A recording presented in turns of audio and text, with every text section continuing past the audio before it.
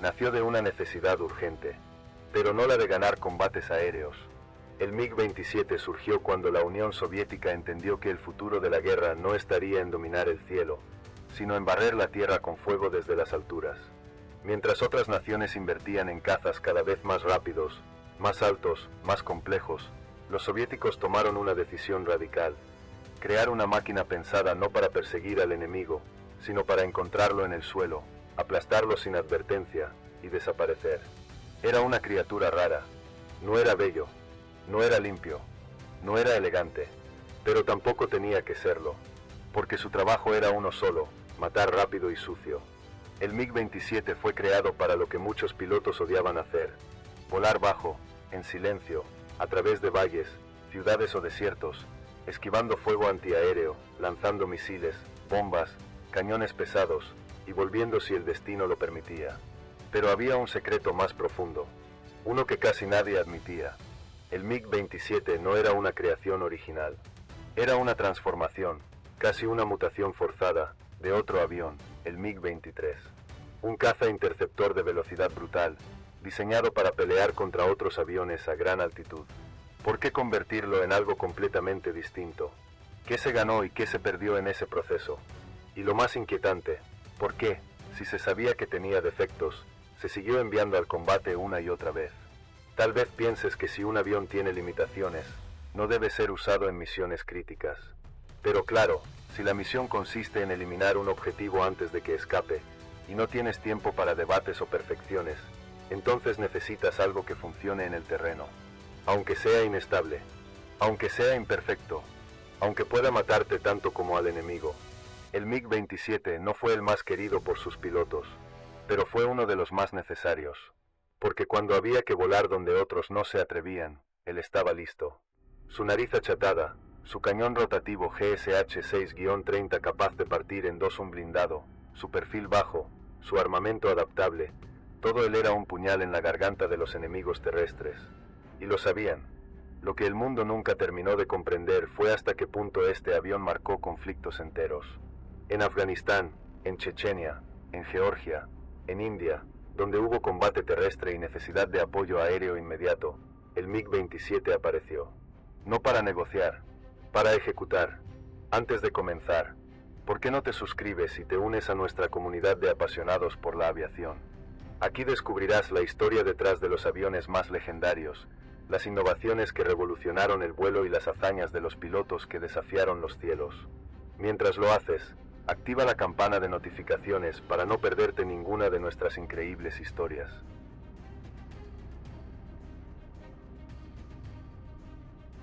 El MiG-23 había sido diseñado con una misión clara: alcanzar grandes altitudes rápidamente, interceptar objetivos enemigos y mantener el dominio aéreo en regiones estratégicas.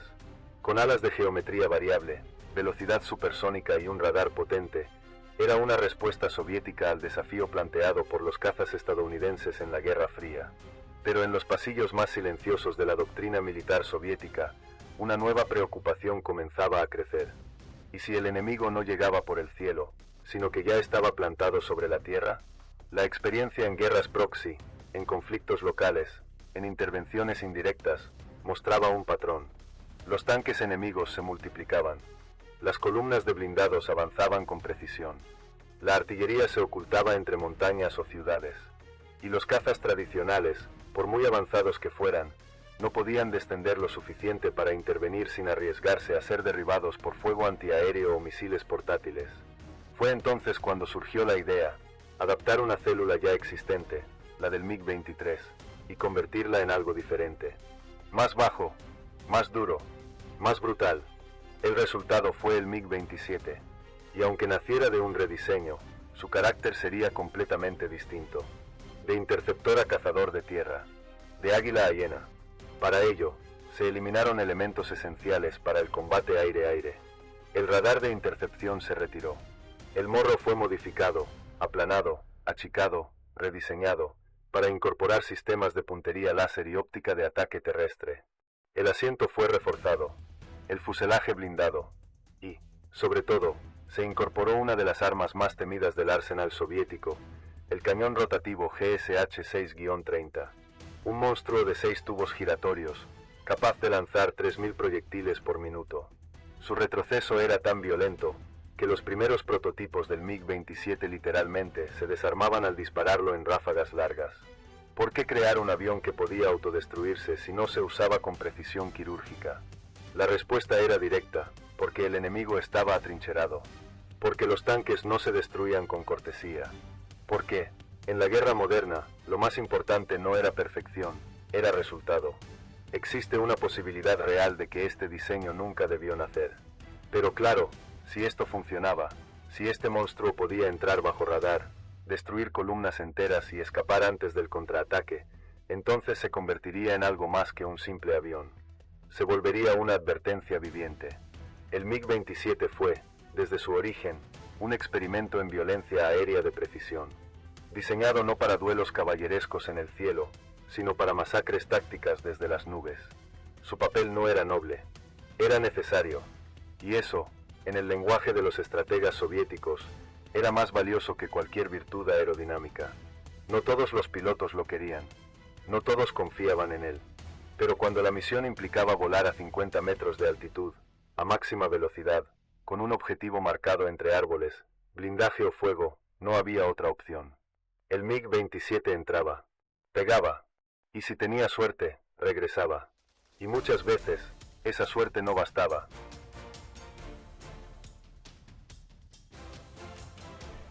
Una vez modificado el fuselaje, eliminado el radar y rediseñado el morro, el MiG-27 dejó de parecerse a su antecesor. Ya no era un caza, al menos no en el sentido clásico. Era una máquina de precisión sucia, hecha para atacar a baja altitud, con una sola dirección, hacia el blanco. Y en ese rediseño nació una nueva lógica operativa, volar bajo para golpear duro, sin margen de error y sin segundas oportunidades. A diferencia de los interceptores que vivían en altitudes donde el peligro era distante y el combate se desarrollaba en segundos, el MiG-27 se entrenaba para el terreno. Su ambiente era el polvo, el calor, las columnas de humo, el resplandor de la artillería antiaérea intentando adivinar desde dónde vendría la muerte. Y a veces, no había tiempo para pensar, solo para sobrevivir al siguiente segundo. El avión fue equipado con alas de geometría variable que permitían cambiar la configuración de vuelo según la situación. Alas extendidas para mayor sustentación en despegues o aterrizajes cortos. Alas retraídas para mayor velocidad a baja altitud. En teoría, esta versatilidad lo hacía adaptable. En la práctica, era una apuesta peligrosa. A velocidades extremas, el avión podía volverse inestable. El más mínimo error al calcular la transición entre configuraciones podía resultar en una pérdida de control. Y a 30 metros del suelo, no había margen para corregir.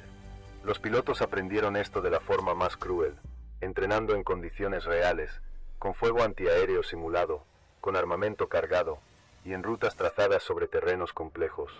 Bosques, colinas, desiertos. No era una formación para lucirse en desfiles. Era una formación para sobrevivir a entornos donde todo estaba diseñado para matarte. Pero el MiG-27 tenía una ventaja, una brutal ventaja. Su armamento, además del famoso cañón rotativo de 6 tubos, podía cargar una combinación devastadora de bombas convencionales, municiones guiadas por láser, cohetes no dirigidos y misiles aire-tierra.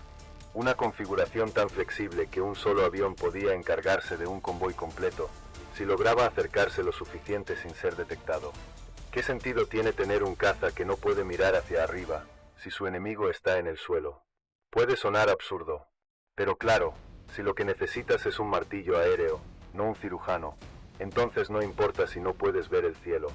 Importa que el blanco en tierra no vuelva a moverse después del primer impacto. Esa fue la lógica de su construcción. Un avión que renunció a su rol de depredador aéreo para convertirse en verdugo terrestre.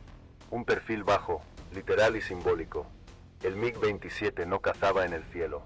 Cazaba en las sombras, a ras del terreno, donde el miedo del enemigo no venía del sonido, sino de su repentina ausencia.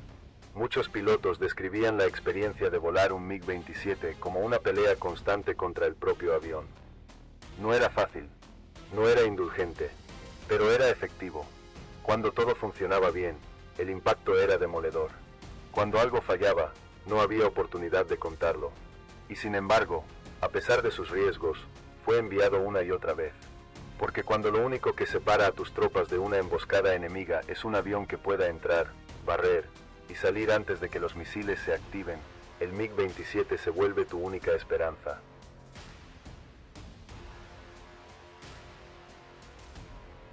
El ala variable era su orgullo. Y también, su sentencia. El MiG-27 había heredado del MiG-23 una característica que, en teoría, lo convertía en un prodigio de la ingeniería: la capacidad de cambiar la configuración de sus alas en pleno vuelo, extenderlas para un mejor control a baja velocidad, retraerlas para cortar el aire como una flecha a ras del suelo. Era versátil, sorprendente, una joya tecnológica, sobre el papel. En la práctica, era una maldición disfrazada de ventaja. El mecanismo que controlaba las alas estaba sometido a presiones tremendas, sobre todo en vuelos a baja altitud y alta velocidad. Las vibraciones del terreno, la presión atmosférica, el calor del motor y el peso del armamento alteraban la dinámica aerodinámica. Una transición mal calculada entre posiciones, especialmente en maniobras evasivas, podía desestabilizar el avión en segundos. Algunos pilotos decían que cambiar la geometría de las alas en vuelo era como lanzar una moneda al aire. Podía funcionar o matarte. Y cuando las alas se trababan, porque sí, ocurría, el avión se comportaba como un animal herido. Asimétrico, inestable, imposible de recuperar si estabas demasiado cerca del suelo. Lo más irónico es que el MiG-27, diseñado para volar bajo, era más vulnerable cuanto más cumplía su función. La velocidad era otro dilema. A ras del terreno, el MiG-27 podía superar los 1000 km/h, entrando y saliendo de zonas hostiles en segundos. Pero esa velocidad no dejaba margen para errores. Los sistemas de navegación eran primitivos, los sensores limitados, y aunque llevaba sistemas de guía láser para ataques de precisión, en muchas ocasiones, la puntería dependía más del ojo del piloto que de la electrónica. ¿Qué pasa cuando el avión que debe protegerte del enemigo también se convierte en un riesgo constante? Tal vez pienses que un diseño así nunca debería haber entrado en servicio.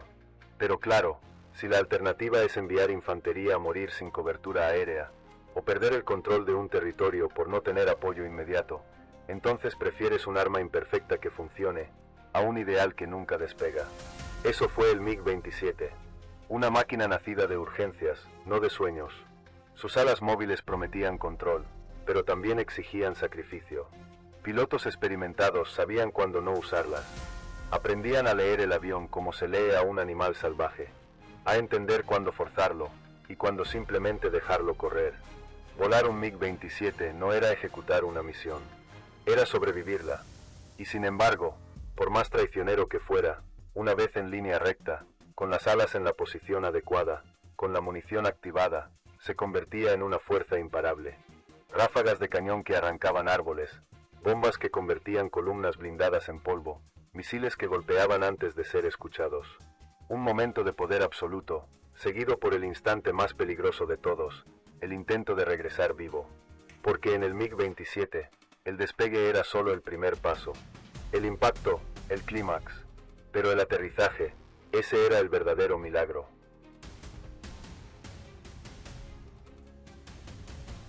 Las misiones de bombardeo en el MiG-27 no solo eran desafiantes por el diseño del avión, sino por la atmósfera de constante incertidumbre que rodeaba cada ataque. El MiG-27 estaba destinado a una tarea muy específica: apoyar las fuerzas terrestres a través de ataques directos a baja altitud, en una carrera contra el tiempo y el riesgo. Era un animal cazador, nacido para acechar y golpear sin previo aviso, pero el precio por esa agresividad era alto. Los pilotos que dominaban el MiG-27 debían aprender a manejar los terrenos más impredecibles, adaptarse rápidamente al constante cambio de altura y velocidad, todo mientras se enfrentaban a defensas antiaéreas cada vez más sofisticadas. El MiG-27 no solo estaba en constante peligro de caídas debido a sus propios mecanismos de ala variable, sino que también era un blanco fácil para los misiles guiados y las baterías de misiles tierra-aire.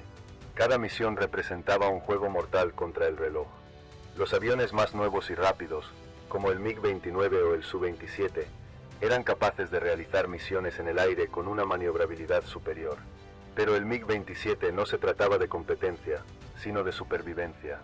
Mientras el MiG-29 saltaba de combate aéreo en combate aéreo, el MiG-27 se sumergía al peligro, taladrando el suelo con su carga explosiva, buscando aniquilar con precisión quirúrgica. ¿Cuánto tiempo puede un avión sobrevivir en esas condiciones? Los veteranos del MiG-27 hablaban del despegue eterno, esa sensación de que, una vez en el aire, no había vuelta atrás. El avión no era solo un medio de transporte, era una extensión de su voluntad. No importaba cuántos fallos de diseño tuviera, ni cuántas veces sus alas se atascaban o el motor vacilaba. Al final, el MiG-27 siempre encontraba un camino para atacar. Pero esa lucha constante por mantener el control tenía consecuencias. En una misión en particular, un MiG-27 despegó junto a otros 3 de su escuadrón, con el objetivo de eliminar un convoy enemigo en la región fronteriza. La atmósfera estaba cargada de tensión. Los aviones volaban a ras del suelo, esquivando las cúpulas de los árboles y saltando sobre las montañas. Los pilotos sabían que cualquier error podría ser fatal, pero no había tiempo para arrepentimientos. En el momento que uno de los MiG-27 fue alcanzado por un misil SAM de largo alcance, su ala móvil quedó atascada en una posición extendida, incapaz de restablecerse.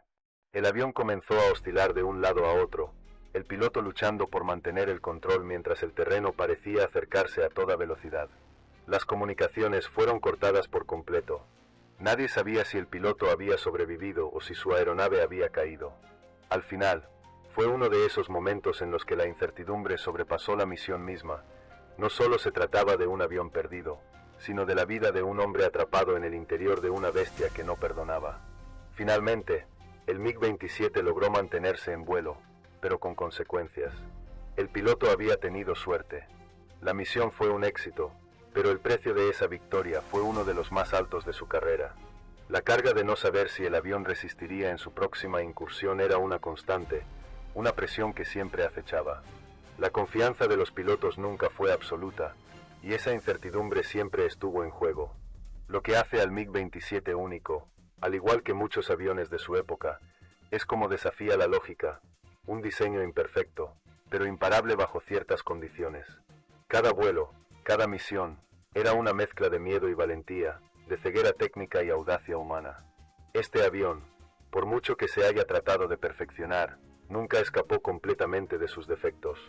La historia del MiG-27 no es solo la de una máquina que voló en la guerra, sino la de un testimonio del coraje humano enfrentado a la inevitabilidad de las limitaciones del diseño.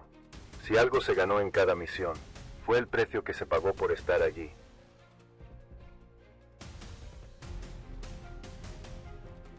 Para entender verdaderamente al MiG-27, hay que entrar en su cabina. No como visitante, no como espectador, sino como piloto. Hay que sentarse, cerrar la compuerta, sentir el peso del blindaje que envuelve el asiento, mirar los instrumentos, muchos de ellos rudimentarios, analógicos, duros, y entender, en ese momento, que has quedado solo con una máquina que no te perdona ni una décima de segundo de distracción. La cabina del MiG-27 era distinta desde su concepción. No fue diseñada para el confort, tampoco para la visibilidad.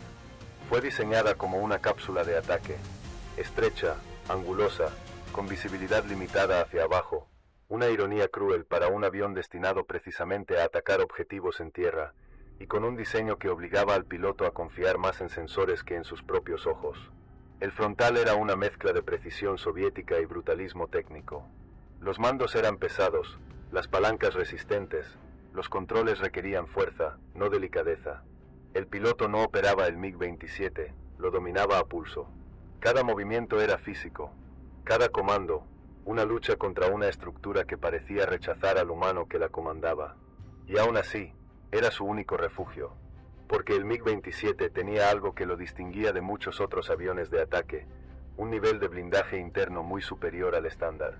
Las placas de titanio alrededor del asiento del piloto estaban allí por una razón, protegerlo del fuego enemigo, sí, pero también de su propio cañón, porque cuando el GSH-6-30 disparaba, todo el avión temblaba.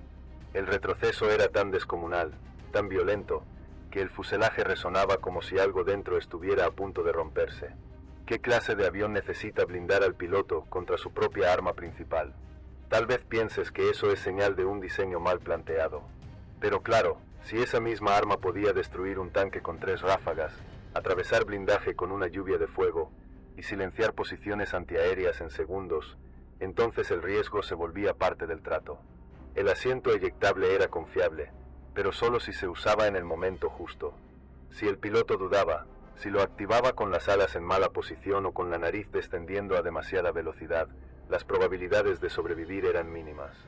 Y no eran pocos los que eyectaron demasiado tarde o demasiado bajo. En simulacros, muchos sabían que no todos los escenarios permitían escape, y volaban igual.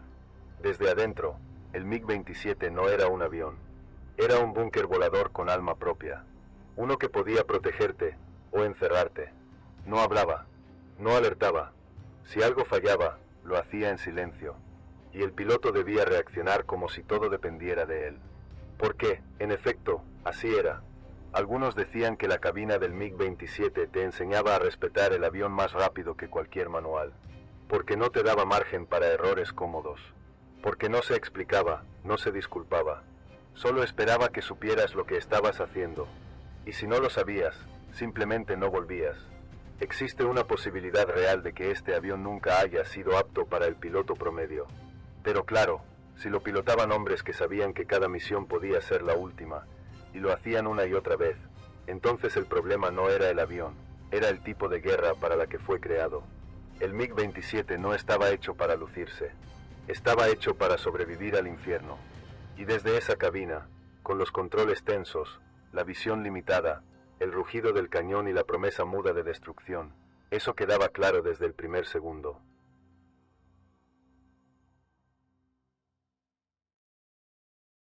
Cuando la Unión Soviética comenzó a disolverse, muchos de sus sistemas de armas fueron abandonados, vendidos o simplemente olvidados. El MiG-27 parecía destinado a ese destino. Había cumplido su papel, había hecho su parte en conflictos regionales, y ahora era visto por muchos como un avión de otro tiempo. Uno que pertenecía más a los libros de doctrina que a los cielos del presente. Pero en un rincón del mundo, una nación vio algo diferente. India. Mientras otras fuerzas aéreas apostaban por cazas polivalentes o por adquirir tecnología occidental, la Fuerza Aérea India tomó una decisión tan estratégica como polémica: no solo adquirir el MiG-27, sino adaptarlo, transformarlo, reescribir su destino. Lo rebautizaron como Bahadur, el valiente, y lo pusieron a prueba en los cielos más desafiantes del sur de Asia. Allí, entre picos himalayos y llanuras polvorientas, el MiG-27 encontró una segunda vida. Fue modificado con electrónica local, sistemas de navegación mejorados, instrumentación más robusta, sobre todo, con una doctrina que lo entendía no como un lujo, sino como una necesidad. India no buscaba un avión de desfile. Necesitaba una herramienta de precisión para enfrentar amenazas en su frontera occidental, donde los tanques enemigos no eran teóricos, y los objetivos no esperaban en silencio. El MiG-27, por más viejo que pareciera, tenía aún algo que ofrecer: brutalidad inmediata. ¿Qué dice de un avión que, décadas después de su concepción, aún puede adaptarse a una nueva guerra? Tal vez pienses que usar tecnología soviética en pleno siglo XXI es una temeridad. Pero claro, si esa tecnología aún puede despegar, destruir y regresar sin depender de ayuda externa, entonces tal vez no sea obsoleta, tal vez solo necesitaba a alguien que entendiera cómo usarla. En 1999, durante el conflicto de Kargil, el MiG-27 fue desplegado en condiciones extremas. Voló en zonas de alta montaña, donde la densidad del aire afecta la combustión y el rendimiento. Atacó posiciones fortificadas en pendientes imposibles, donde solo él, volando bajo, lanzando bombas guiadas o de racimo, podía hacer la diferencia. Y lo hizo, una y otra vez, pero la gloria vino acompañada del precio habitual. Durante esas misiones, varios MiG-27 fueron derribados o sufrieron accidentes técnicos. Las alas seguían siendo inestables. El motor, aunque potente, era propenso a fallos bajo presión térmica. La instrumentación, por más que fuera mejorada, seguía operando en una célula antigua. Y, sobre todo, los pilotos seguían jugándose la vida en cada despegue. India lo mantuvo en servicio por más de 30 años. Lo hizo evolucionar, pero también lo exprimió hasta su límite. Y cuando finalmente fue retirado en 2020, no fue con indiferencia. Fue con respeto, porque sabían que ese avión, viejo, imperfecto, impredecible, Había sostenido líneas de defensa cuando ningún otro aparato estaba listo para reemplazarlo. El MiG-27 en la India no fue un remanente del pasado. Fue un símbolo de cómo un arma puede renacer cuando se la entiende y cuando se la necesita con urgencia. Una máquina no envejece cuando su propósito sigue vivo. Y el MiG-27, en el cielo indio, voló hasta el último aliento.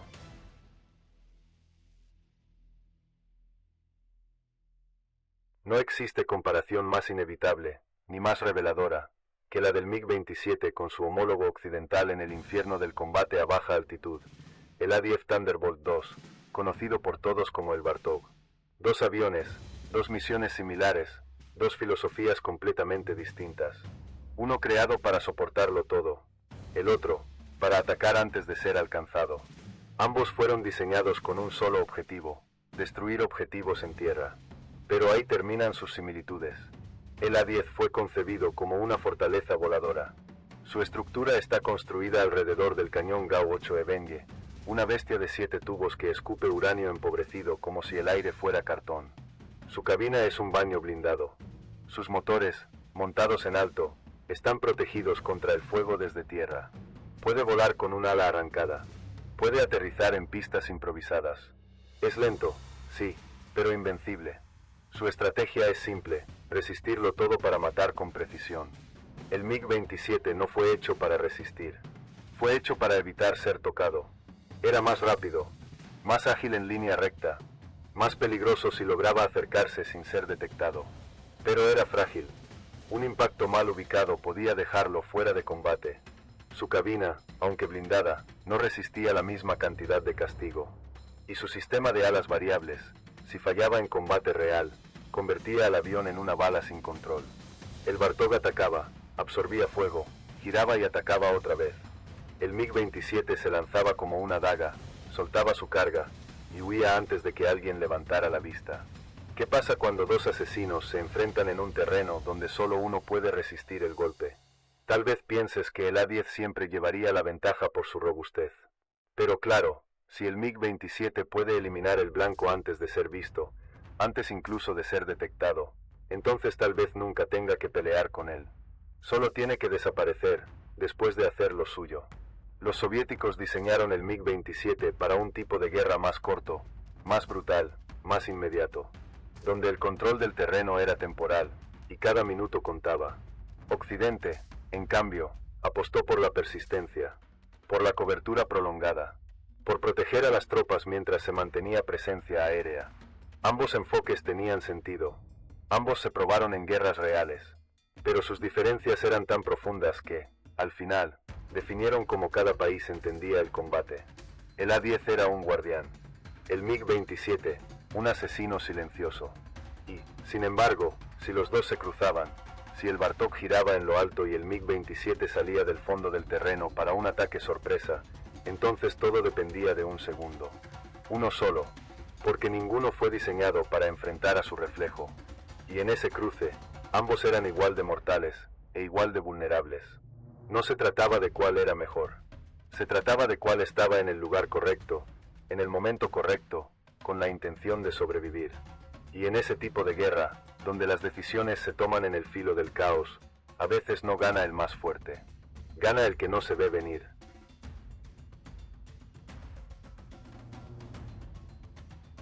El MiG-27 era brutal cuando funcionaba, letal cuando cumplía su propósito, pero también era traicionero. Por cada piloto que regresaba con una misión cumplida, había otro que se estrellaba sin haber sido alcanzado por el enemigo. No era una exageración, era una estadística, una que las autoridades preferían no discutir en público, pero que los mecánicos y tripulaciones conocían de memoria. Uno de los fallos más temidos era tan simple como aterrador: fugas de combustible. Las juntas, las válvulas, los depósitos mal sellados o mal mantenidos, especialmente en climas extremos, podían provocar filtraciones mínimas que se convertían en incendios en pleno vuelo. El calor del motor, sumado al estrés estructural de un avión volando a baja altitud, podía encender la chispa. Y cuando eso ocurría, el MiG-27 no perdonaba. Los pilotos sabían que el olor a queroseno en la cabina no era una anomalía. Era una advertencia, y no siempre había tiempo de reaccionar. El fuego avanzaba desde el fuselaje, alcanzaba los sistemas hidráulicos, quemaba cables eléctricos, bloqueaba comandos. A veces, ni siquiera la eyección era posible. Morir envuelto en llamas dentro de tu propia aeronave. Ese era el peor miedo. No ser derribado, sino consumido por tu propio avión. Otro fallo común era el colapso del tren de aterrizaje. El sistema, aunque reforzado, era vulnerable a transmisiones con armamento pesado. Aterrizar un MiG-27 no era sencillo. Requería precisión. Si tocabas pista demasiado rápido o con el ángulo equivocado, el impacto podía fracturar la estructura del ala o hacer colapsar una pata. Varios aviones quedaron destrozados a pocos metros del final de una misión exitosa. La gloria se desintegraba en el asfalto. ¿Cómo puedes confiar en una máquina que puede matarte aunque lo hagas todo bien? Tal vez pienses que con suficiente entrenamiento, cualquier avión puede dominarse. Pero claro, si incluso los más experimentados se estrellaban por errores que no eran suyos, por decisiones de diseño, por mantenimientos apurados, por fatiga de materiales, entonces el problema no era el hombre. Era la bestia que pilotaba. La situación fue tan crítica que en algunas unidades, los mecánicos sabían exactamente que MiG-27 tenía más probabilidades de fallar. Le decían al piloto antes de cada misión: hoy te toca el 017. Cuida el tren. La válvula sigue inestable. Y aún así, el vuelo salía. Porque no había reemplazo. Porque la misión era urgente. Porque si ellos no volaban, nadie más lo haría. En India, muchos de estos accidentes se convirtieron en escándalos. Se filtraron imágenes. Se acusó a los mandos. Se exigieron reemplazos. Pero también se reconoció una verdad incómoda. El MiG-27, a pesar de todos sus defectos, era irreemplazable en ese momento. Y eso es lo más inquietante de todo, que una máquina imperfecta pueda volverse indispensable. El MiG-27 no era un arma de precisión tecnológica, era una solución de guerra, un compromiso brutal entre potencia inmediata y riesgo aceptado. Y en ese equilibrio inestable, cientos de pilotos pusieron su vida en manos de un monstruo que, con la misma frecuencia, los podía llevar a la victoria o a la tumba. Porque el MiG-27 no prometía seguridad, prometía resultados.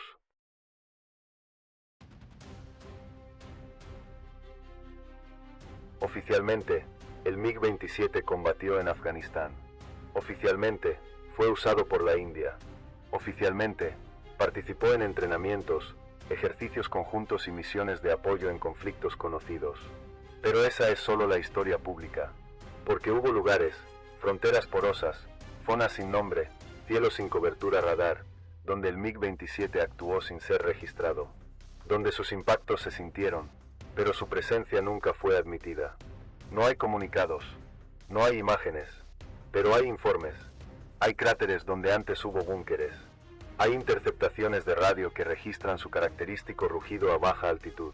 Hay grabaciones de drones que muestran una silueta conocida pasando entre las sombras de una cordillera, soltando su carga y saliendo antes de que alguien pudiera siquiera responder. El MiG-27 fue, en muchos casos, el fantasma que nunca firmó su crimen. Uno de los escenarios más mencionados en susurros es el Cáucaso. En operaciones encubiertas, se habrían desplegado MiG-27 camuflados, sin insignias visibles, para realizar ataques preventivos contra posiciones guerrilleras y depósitos armados. No estaban registrados en los manifiestos de vuelo. No estaban asignados a escuadrones regulares. Su existencia en esas misiones no fue documentada, solo observada. ¿Qué pasa cuando un arma es usada precisamente porque nadie podrá probar que estuvo ahí? Tal vez pienses que los aviones de combate solo actúan cuando hay guerra declarada. Pero claro, si un MiG-27 puede cruzar una frontera de noche, eliminar un blanco clave y salir antes de que el satélite pase, entonces ya no es un avión. Es un mensaje sin remitente. En algunas zonas de Asia Central, pobladores describieron durante años el silbido bajo del metal antes de escuchar la explosión. No era un misil, no era un dron, era algo más grande, pero sin presencia prolongada. Un ataque quirúrgico, sin firma. Y cada vez que se intentaba rastrear el origen, no había pista, no había evidencia, solo conjeturas. Y tal vez esa era la verdadera evolución del MiG-27 en sus últimos años, dejar de ser un caza de ataque frontal, para convertirse en un operador silencioso, táctico, temporal. un ejecutor que solo se activaba cuando no se podía admitir que se necesitaba. Esto también ocurrió con versiones modificadas en otros países. Algunas fuerzas aéreas retocaron su aviónica, silenciaron su firma térmica, e incluso camuflaron su silueta con esquemas pensados para entornos desérticos o selváticos. Lo convirtieron en una sombra táctica. Y así, mientras el mundo debatía sobre drones, cazas furtivos y guerra digital, el MiG-27 seguía cumpliendo misiones en zonas donde lo moderno aún no tenía acceso. En guerras no declaradas, en conflictos sucios, en operaciones que no necesitaban explicación, solo ejecución. Puede que nunca aparezca en los libros de historia. Pero claro, si el enemigo desapareció antes de que pudiera reaccionar, si la estructura fue destruida sin dejar rastro aéreo, si el terreno ardió y nadie se hizo responsable, entonces quizá no importa si estuvo o no allí, porque el resultado habló por él. El MiG-27 fue, en sus últimos vuelos, más secreto que nunca, más letal que nunca, más invisible, no por tecnología, sino por conveniencia. Y en ese silencio, dejó su marca final.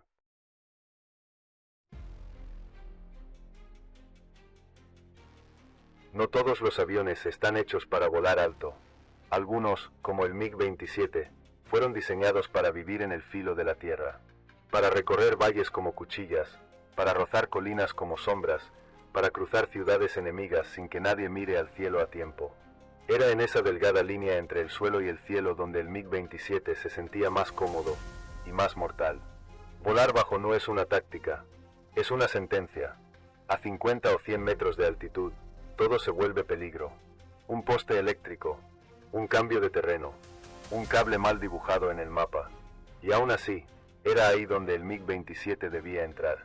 A esa velocidad, el piloto tenía apenas segundos para identificar el objetivo, alinear el avión, lanzar su carga y salir antes de que el fuego antiaéreo lo alcanzara.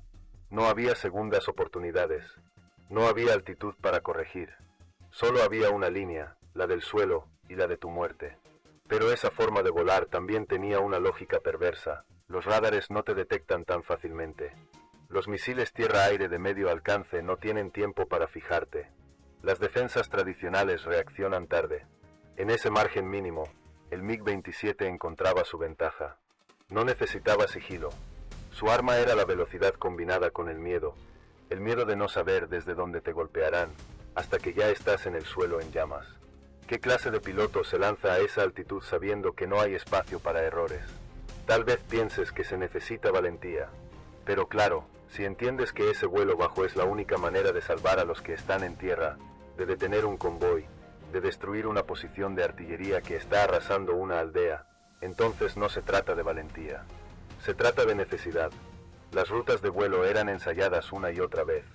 A veces, a nivel de centímetros. Cada curva, cada punto de referencia, cada sombra proyectada por una montaña. Algunos pilotos decían que memorizaban los árboles, que sabían cuántos segundos había entre un puente y un cruce, porque a esas velocidades, el avión respondía, pero solo si tú le dabas la orden exacta. En uno de esos vuelos, un MiG-27 cruzó una garganta rocosa a 890 km por hora. Llevaba una bomba guiada por láser y un pod de iluminación en el morro. Al fondo, una batería antiaérea había sido reportada por la inteligencia. El piloto sabía que tenía una ventana de 3 segundos. Ni uno más. Activó el designador, soltó la bomba, viró hacia la derecha y escuchó el impacto atrás como una ola que no lo alcanzó. Lo logró. Volvió. Pero al bajar, vio que un fragmento de metralla había atravesado parte del ala. Si se hubiera quedado medio segundo más, estaría muerto. Ese era el margen. La filosofía de vuelo del MiG-27 nunca fue heroica. Fue táctica, razonada, pero también profundamente humana.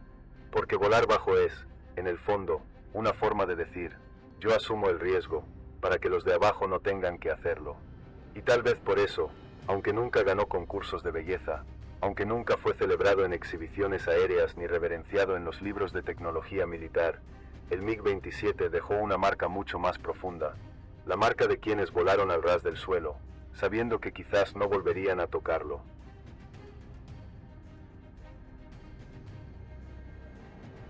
El MiG-27 jamás pretendió ser elegante, nunca buscó ser el mejor. Fue tosco, impredecible, difícil de dominar. Pero cumplió con un deber que pocos estaban dispuestos a asumir: bajar al infierno por orden directa y regresar si la suerte acompañaba. Mientras otros cazas se batían en el cielo por superioridad aérea, el MiG-27 cavaba trincheras desde el aire. Nunca brilló en vitrinas internacionales. Nunca fue la portada de revistas militares. Pero en los campos de batalla reales, en las montañas, en las fronteras sin nombre, en los conflictos no declarados, su rugido rasante era la última esperanza para muchos y el último sonido para otros tantos. Fue temido por sus enemigos y respetado, con recelo, por sus propios pilotos. Porque estar en la cabina del MiG-27 no era pilotar, era domar, controlar una fuerza que a veces se sentía como un aliado y otras como una amenaza más. Voló con fallos, atacó con limitaciones, cayó muchas veces, pero también cumplió misiones que ningún otro avión se atrevió a ejecutar. Y lo hizo no por gloria, sino por necesidad, porque alguien tenía que hacerlo, y ahí reside su verdadero valor. El MiG-27 no es recordado por su tecnología, es recordado por lo que representó: una herramienta de guerra sin adornos, directa, brutal, humana.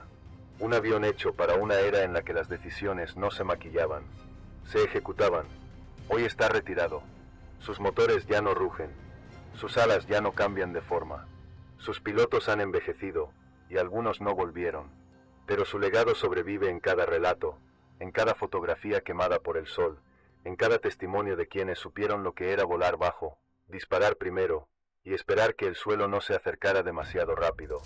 Porque el MiG-27 no fue un monumento al poder, fue un recordatorio de lo que cuesta sostenerlo.